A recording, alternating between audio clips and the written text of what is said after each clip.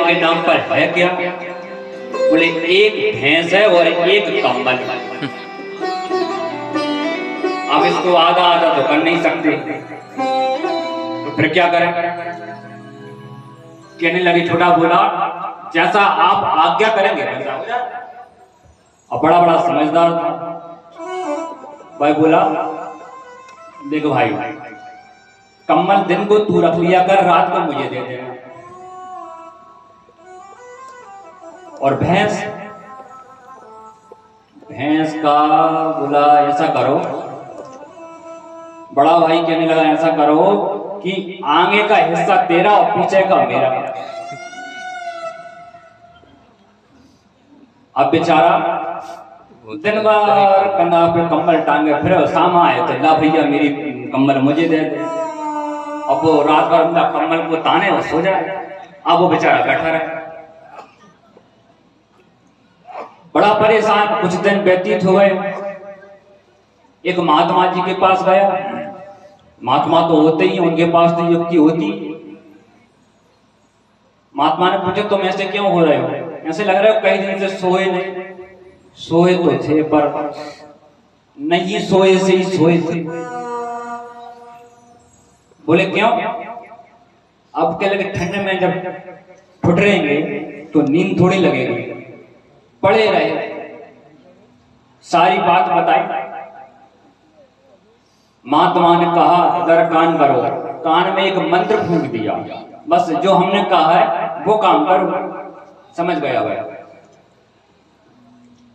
महाराज दिन भर तो उसने टांगी, और जब शाम का समय आया तो कम्बल को पानी में डुबो दिया। अब पानी में डुबो दिया, अब वो आया, शाम रात हुई, हमारी कम्बल लो, ये तुमने क्या कर दिया? इस कम्बल को गीली कर दिया। हमारे समय में हम कुछ करें, तुम्हें इससे क्या मतलब? अरे हम दिन को हमको दी थी, दिन में हम कुछ करें, ओढ़े कुछ भी करें उसको। अब भैंस को क्या काम करे? जब वो दूध दोहने के लिए जाए, तभी वो भैंस के मुंह में 2-3 थप्पड़ मार दे। क्या कर रहे हो? तुम्हारा काम है पीछे से लगाने का, तुम्हारा काम तुम करो, हमारे वाले हिस्से में दे रहे हैं।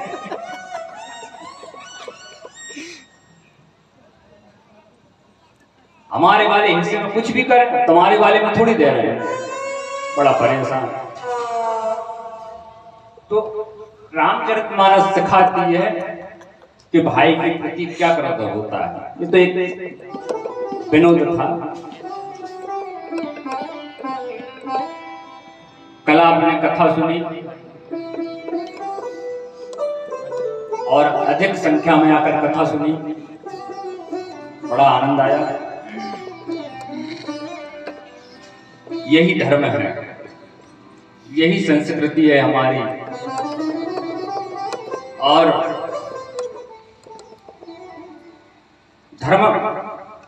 धर्म की रक्षा करना चाहिए। धर्मो रक्षति रक्षतः।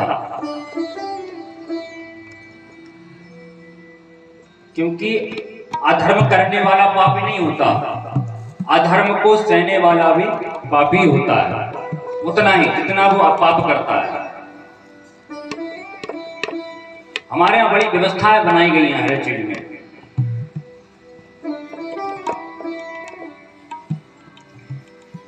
पहले राजनीति में धर्म को रखा गया था।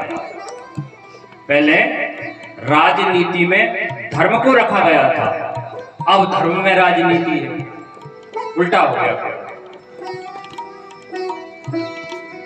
अब धर्म में राजनीति करने लगे। ये हमेशा राजनीति में धर्म को लेकर चलोगे तो राजनीति सुदृढ़ होगी। इसलिए महाराज मिथिलाधिपति जनक जी महाराज हमेशा अपनी नीति में धर्म को रखते थे।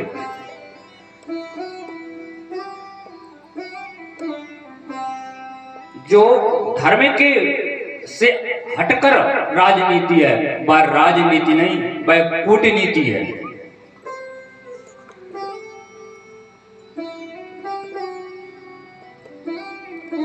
तो कल हमने कथा में क्या सुना? भगवान शिव मां भगवती पार्वती का विवाह। हमारे यहाँ विवाह होते हैं, शादियां नहीं होती।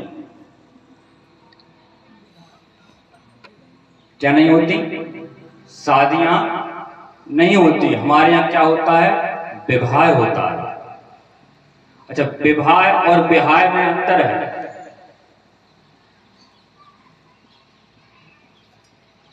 विवाह धर्म के अनुसार हो, माता पिता की आज्ञा से हो, वो तो विवाह होता है। जो अपनी इच्छा से किया जाए, हम नाम नहीं लेंगे उसका, जो अंग्रेजी में होता है वो, उसका हम इस से नाम नहीं लेंगे। वो होता है, थोड़ी देर तो चलता है, फिर आहाएं होती हैं। विवाह नहीं होता, वो विवाह आय होता है, फिर खटपट होती है, और फिर कुछ दिनों में वो हो जाता है, वो इधर वो इधर। अच्छा, हमारे महाराज जी कहते हैं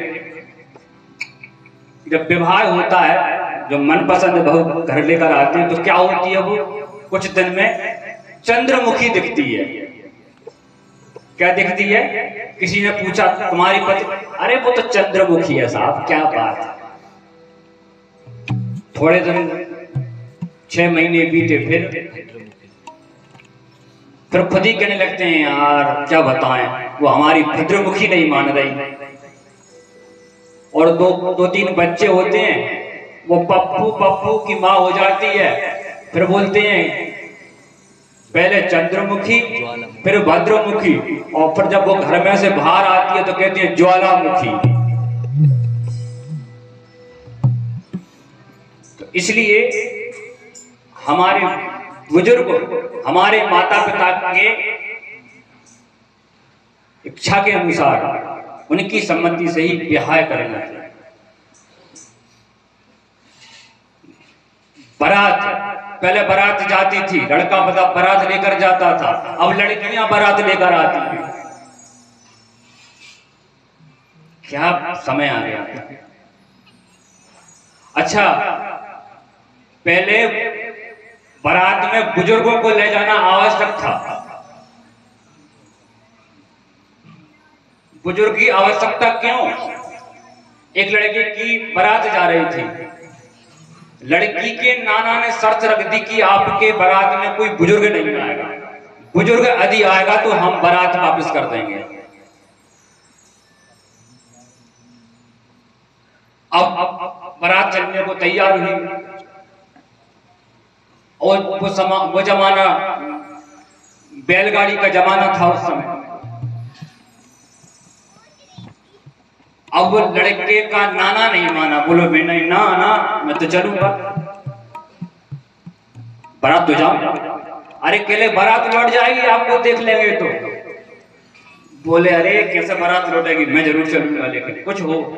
तो फिर उसको एक गाड़ी में बिठा करके ऊपर से चादर डाल दिया, बिठा दिया। अब बारात पहुंची ग्राम में, तो ग्राम का जब मेड़ा बोलते हैं, शुरुआत होती है, वहां बारात रोक दी गई, और लड़की के पिता के द्वारा खबर पहुंचाई गई, पहले देखो बारात में कोई बूढ़ा व्यक्ति तो नहीं आया।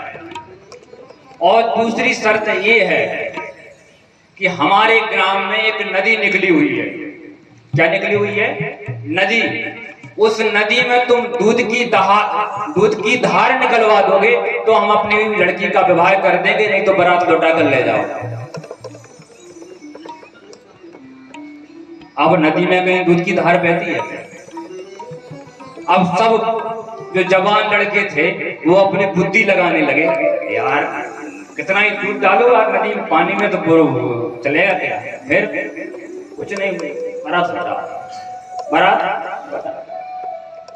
नाना को पता चला, रुका हुआ बैठा था, क्या बात है?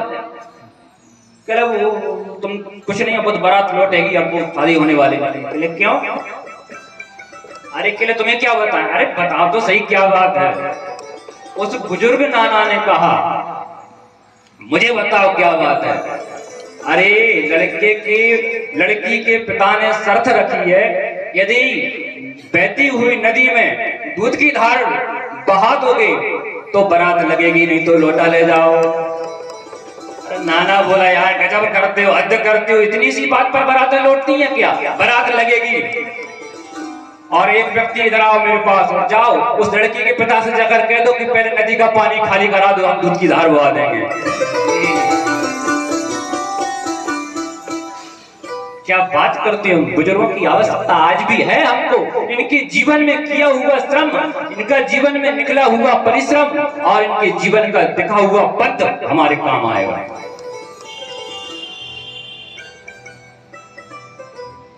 आवश्यकता है महाराज। पेड़ पुराना आंगन में यदि लगा हो तो उसे काटते नहीं है। अरे महाराज फल नहीं देगा तो छाया तो देगा। बुजुर्ग व्यक्ति को तिरस्कार मत करो, उसे घर से निकाल कर किसी अनाथालय में, वृद्धाश्रम में छोड़कर मत आओ। अरे कुछ नहीं करेगा, आपको सलाह तो देगा। ये वृद्धाश्रम बनाने की आवश्यकता पड़ी क्यों? क्यों पड़ी? एक मां, ध्यान से सुनना, काम की बात है। एक मां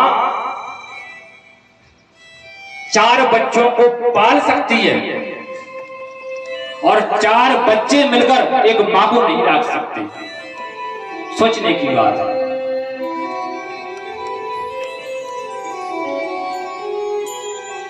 माँ बाप बूढ़े हो जाते हैं, बाहर लगने लगते हैं। आज तुम अपने माँ बाप को घर से बाहर निकाल रहे हो, कल तुम्हारे बच्चे बड़े होंगे, वो भी वही देखेंगे और तुमको बाहर निकाल कर वहीं छोड़कर आएंगे जहां तुम छोड़कर आए हो।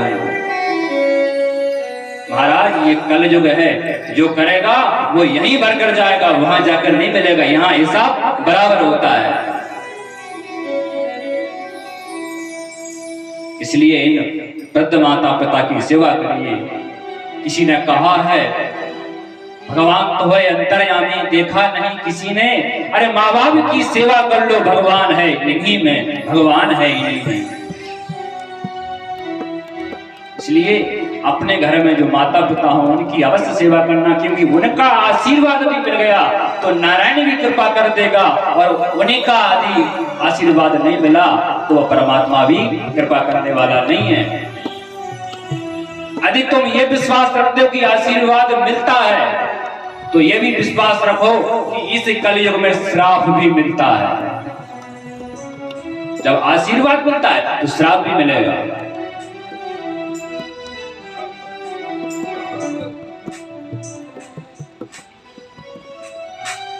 इसलिए